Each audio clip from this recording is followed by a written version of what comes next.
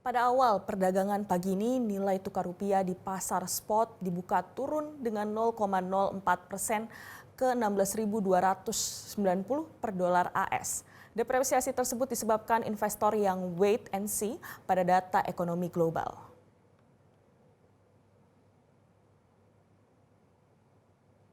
Saat ini nilai tukar rupiah berada di posisi 16.293 per dolar atau turun sekitar 0,6%, di mana para pelaku pasar menunggu dua kabar penting dari Amerika Serikat, yaitu inflasi AS. Investor juga menunggu rilis The Fed terkait dengan suku bunga Fed Fund Rate yang diprediksi masih dipertahankan di level 5,5%.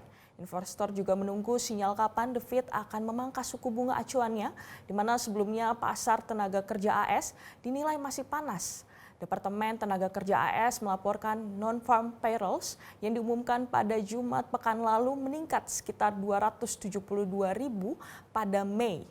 Angka tersebut di atas ekspektasi pasar, yaitu sekitar 185.000 pekerjaan.